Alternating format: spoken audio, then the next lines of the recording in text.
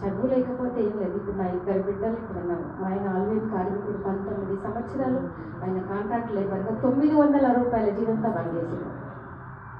నా బిడ్డ 18 ఏళ్ళకి వచ్చింది, అప్పుడు ఆయన పర్మనెంట్ అయ్యింది. అప్పటి వరకు నా పరిస్థితి ఏంటి? నా కొడుకు ఇక్కడే ఉన్నాడు, మహేష్ కుమార్.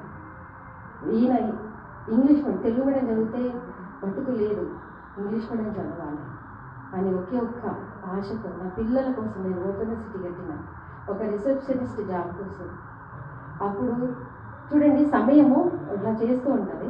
అప్పుడు 1996 ఏప్రిల్ 14 ఆదివారం doctor BR Ambedkar study centre Begumpet women's కాలేజ్లో నేను డాక్టర్ బిఆర్ అంబేద్కర్ మీద ఇచ్చిన ఒక ఉపన్యాసం డాక్టర్ ప్రభంజన్ కుమార్ యాదవ్ గారి దృష్టిలో పడింది. ఆయన ఈ మధ్య స్వర్గస్థులయ్యారు. ఆయన నా మొదటి గురువు.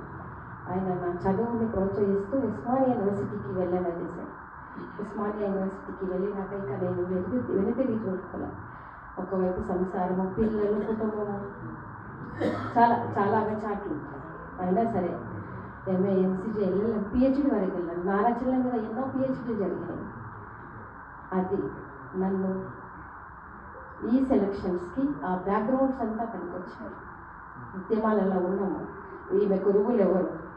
డైరెక్ట్గా శివసాగర్ గారు, గది సత్యమూర్తి గారు, బిఎస్ రాములు గారు, శ్యామల, సుభద్ర, పిఓడబ్ల్యూ సంధ్య, వీళ్ళందరి మధ్యలో ఒక బిడ్డగా అమాయకంగా పెరుగుతూ నేర్చుకోవడం. నేను ఇప్పటికీ ఒక స్టూడెంట్. మీ అందరి నుంచి నేను ఏదో ఒక విషయాన్ని నేర్చుకుంటూ ఉంటాను.